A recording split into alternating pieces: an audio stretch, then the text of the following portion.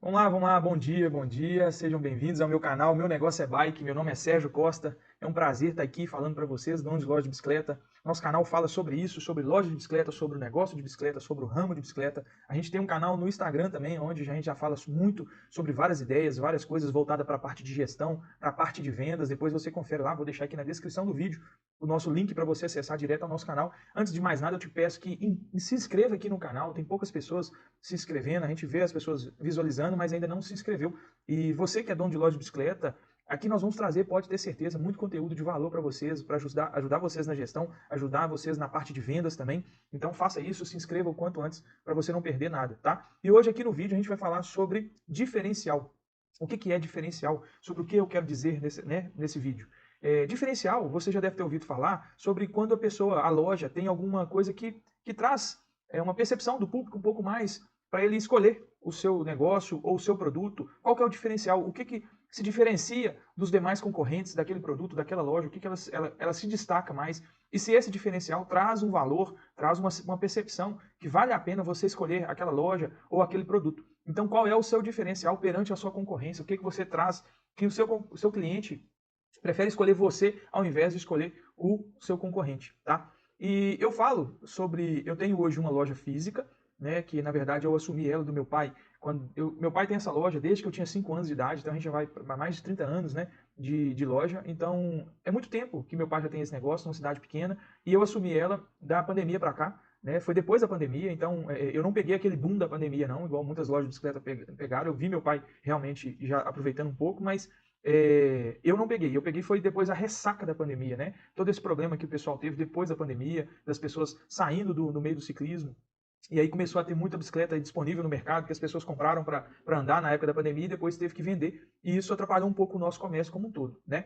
E aí eu peguei essa loja do meu pai, assumi ela desde então. Existe, resumindo aqui um pouco para vocês, existe um trabalho que foi feito desde que eu assumi de lá para cá, onde eu consegui multiplicar em 5 vezes a média de faturamento da loja. Tá? Não estou falando que eu dei um pico de 5 vezes, não, foi a média. Né? Se eu for considerar em algum momento, que foi o Natal passado, por exemplo, eu cheguei a bater quase 10 vezes o faturamento que eu praticava na loja. Então, fruto disso foi um trabalho que eu fiz. Uma outra empresa que eu montei, que essa outra empresa ela trabalha com bicicletas, venda de bicicletas reformadas pela internet. Né? E é isso que eu quero mostrar para vocês hoje. A loja física, que era do meu pai, que eu assumi ela e multipliquei ela por 5, nós temos alguns concorrentes, mas meu pai já era o melhor, já era o maior, a maior loja da cidade, e, e a gente já só fez um trabalho de ajustar algumas coisas, de melhorar a organização, melhorar o visual, melhorar a quantidade de estoque, e só isso já me fez ter esse crescimento. Então, o diferencial do meu pai foi somente fortalecer o quanto ele já era maior do que os demais, né? Então, eu fortaleci tanto na parte de produtos, quanto na parte de serviço de mão de obra, na parte de visual, na parte de presença do mercado, né? Onde a gente já conseguia oferecer para todos os nossos clientes da cidade um serviço mais profissional, né? Então, o diferencial do meu pai, dessa loja, que eu reforcei, é o tamanho, né? Tudo que a gente oferecia, né? Igual eu volto a dizer, mais produtos, voltado para aquele público-alvo, onde a gente conseguiu identificar qual era o público-alvo, então aquela pessoa não precisava de sair da nossa cidade para comprar em outro lugar, então a gente conseguiu reforçar isso, conseguimos reforçar a nossa organização, onde nós mostramos para ele que a nossa loja estava mais bonita, estava mais agradável, então era um grande diferencial nosso, dentro dos outros os outros concorrentes nossos não tinha uma loja tão agradável como a nossa, não tinha um produto, uma quantidade de produto suficiente como a nossa, não tinha preço, né? Uma coisa também que é muito importante, preço é um grande diferencial. Então, como eu comecei a crescer, eu comecei a comprar melhor e comecei a ser mais competitivo no momento da venda. Então, outro diferencial que eu tinha perante ao meu mercado.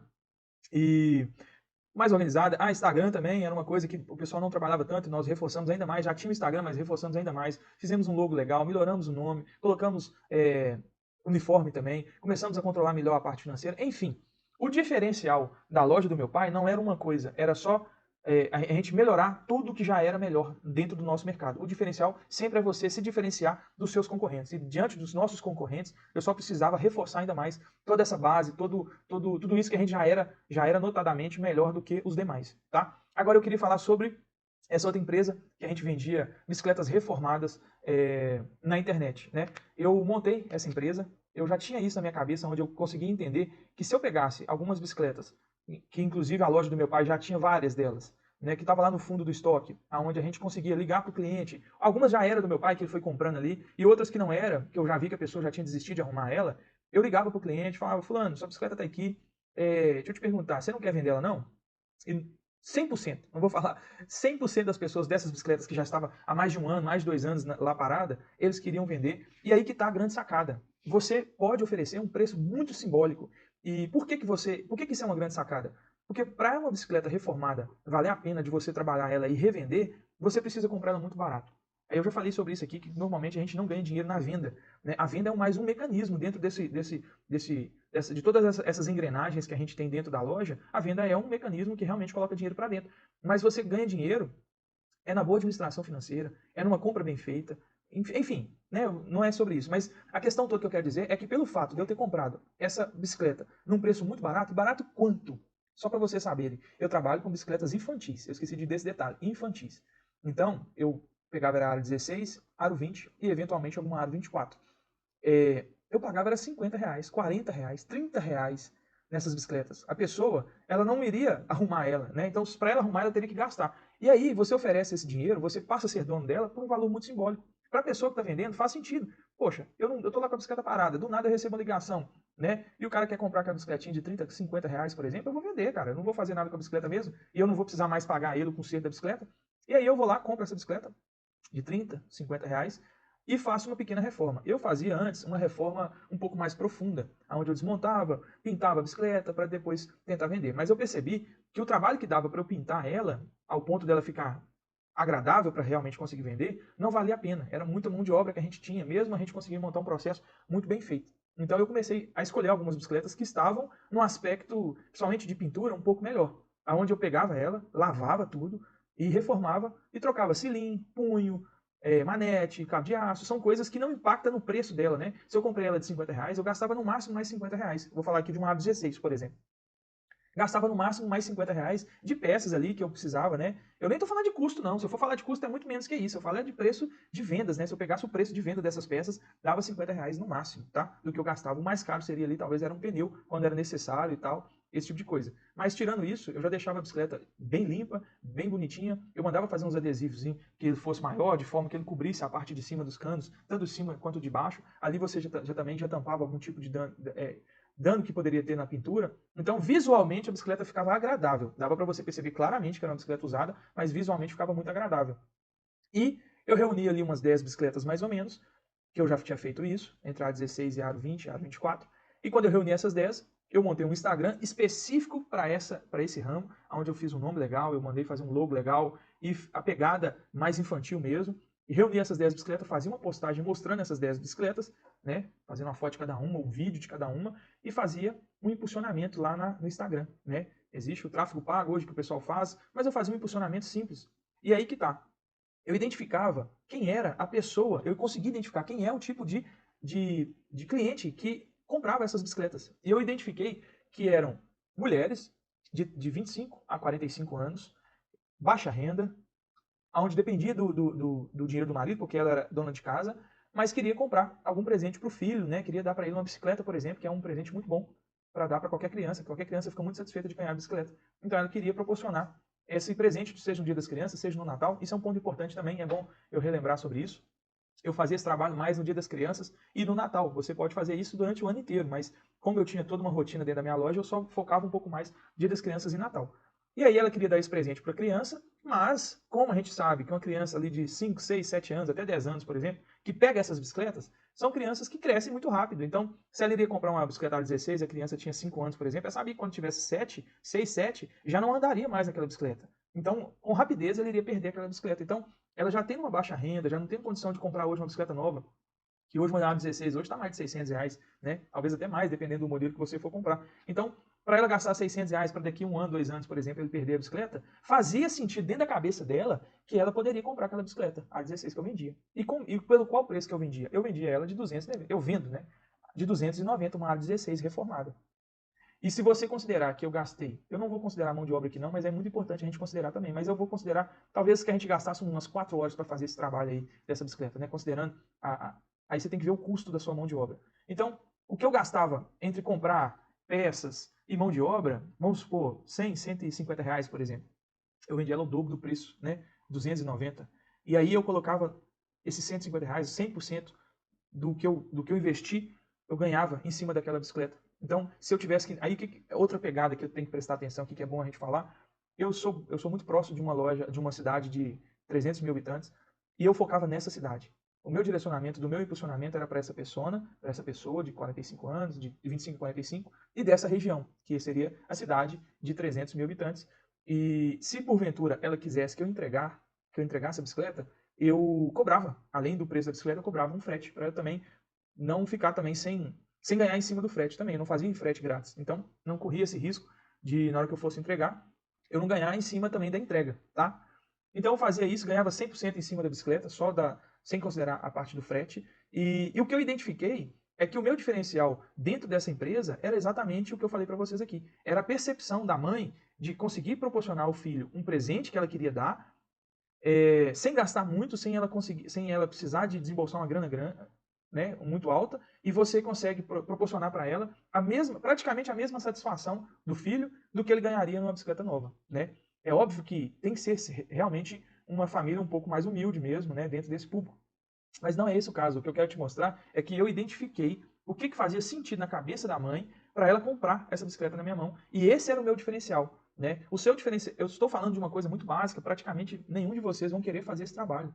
É um trabalho realmente custoso, trabalhoso. Você foge até um pouco desse meio de bicicleta, que a gente sempre tem a tendência de querer trabalhar para as bicicletas de alto padrão, né? Às vezes uma 29 já com custo mais elevado, né? Hoje em dia, a maioria das lojas querem ir para esse lado.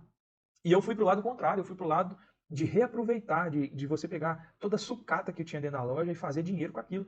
E isso que desde o início eu entrar sem grana, assumir a loja do meu pai, e eu fazendo esse trabalho de vendas de bicicletas reformadas, eu consegui ir crescendo isso, né? Crescendo o mercado, crescendo o meu estoque, né? Mas sempre pensando que o mais importante desse trabalho era o diferencial, aonde eu conseguiria proporcionar para a mãe uma noção de que ela estava conseguindo suprir a necessidade dela de dar o presente para o filho, com um presente legal, gastando pouco. E ainda, na cabeça dela, fazia mais sentido ainda que ela falasse assim, poxa, eu gastei uma coisa, eu consegui atender a necessidade do meu filho, gastando pouco, e ainda não vou ter tanto problema na hora que ele perder essa bicicleta.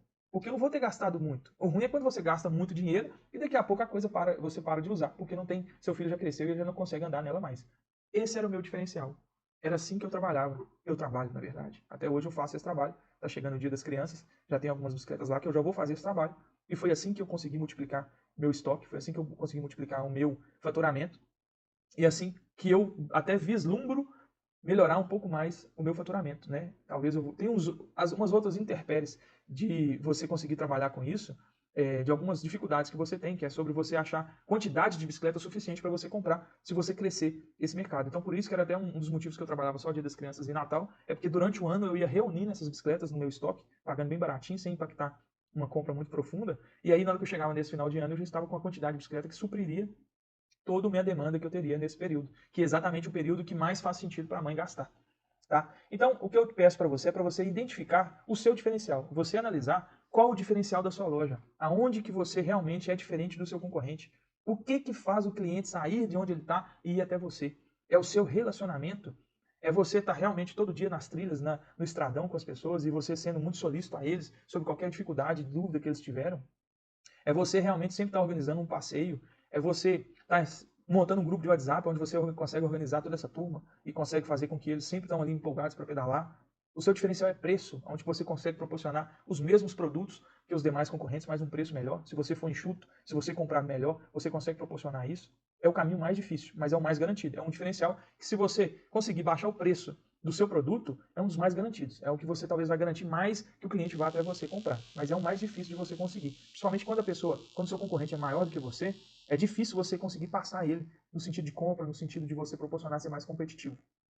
Ou então o seu diferencial é você ser um mecânico mais técnico, onde você consegue proporcionar uma mão de obra mais especializada. Eu tenho recebido contato de vários mecânicos, né, que estão iniciando seu trabalho da sua loja. Na verdade, ainda é uma oficina que vende algumas coisas. E aí a gente percebe que são mecânicos que têm, às vezes, alguma desenvoltura. Isso acontece muito. Ele trabalha em alguma loja e aí as pessoas começam a perceber que ele é um bom mecânico, né? E aí ele usa disso para ele conseguir montar a sua oficina, a sua loja, e o diferencial dele passa a ser essa prestação de mão de obra, prestação de serviço, onde ele consegue proporcionar para os clientes dele um diferencial. Mas aí o que acontece? Você fica preso à sua capacidade de produzir. Você fica preso à sua mão de obra. O dia tem 24 horas para todo mundo. Se você ficar agarrado, se você ficar preso no operacional, toda essa parte estratégica que tem de qualquer negócio, de qualquer comércio, você passa a não ter condição de trabalhar. Você passa a não conseguir realmente ficar com a cabeça tranquila, onde você pode tentar estudar ou imaginar, montar uma estratégia de vendas, de melhorar o estoque. É o que eu estou fazendo aqui. Muitos de vocês estão parados aqui assistindo esse vídeo. Tem quanto tempo? Já tem quase 20 minutos que nós estamos aqui. Se você está aqui, não pense que você está jogando esse tempo fora, não. Esse tempo é valioso porque você está tentando trabalhar com a sua cabeça no seu negócio. E não existe ninguém. Eu já estudei bastante, estou muito ainda precisando estudar muito ainda, estou muito cru ainda, mas o que eu já estudei, eu já percebi que não existe ninguém que tenha sucesso no seu negócio se ele não tiver tempo de pensar o negócio. Se ele não tiver tempo de pensar o que ele precisa fazer para crescer, o que ele precisa fazer para realmente desenvolver, para crescer a quantidade de faturamento, de estoque, esse tipo de coisa.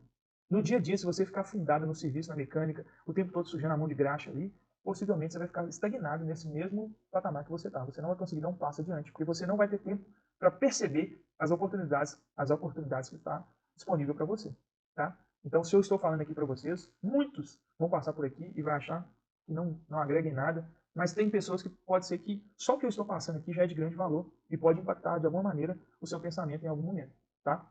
Loja de bicicleta é igual a qualquer negócio. Você precisa sair um pouco da parte operacional e trabalhar um pouco mais na parte estratégica, um pouco mais na parte comercial. Você, às vezes, eu fico vendo alguns vendedores de loja onde ele preocupa um pouco mais. Ele monta a loja, monta o estoque, monta tudo bacaninha.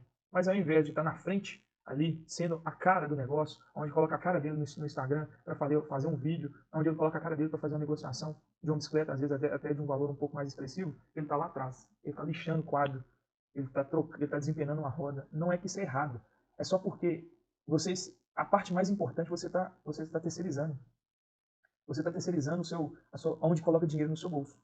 Então pensa nisso. É muito melhor você talvez treinar, por mais que seu diferencial seja mecânica, ainda é melhor você treinar alguém com as suas técnicas, com o que você sabe, e você ir para o lado estratégico e ir para o lado comercial.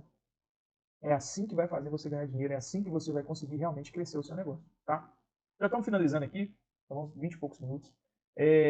Então é isso. Se inscreva aqui no canal. Temos muito conteúdo para falar para vocês. Em breve vai ter um curso falando sobre um passo a passo de como que você pode desenvolver tanto essa parte de vendas quanto a parte de gestão, onde eu vou conseguir proporcionar para vocês uma coisa mais passo a passo, onde você vai saber onde que você está e o que que você precisa fazer para atingir o próximo nível. Mas só do conteúdo gratuito que eu vou passando aqui para vocês, seja aqui no YouTube, seja no Instagram, já dá para vocês ter alguma ideia, algum insight que vocês conseguem implantar aí na sua loja, alguma mudança de mentalidade, alguma visão diferente que pode ajudar de alguma forma, beleza? Um grande abraço, hoje é segunda-feira, então uma boa semana para todos, boas vendas, e nos encontramos aí no próximo vídeo. Até mais.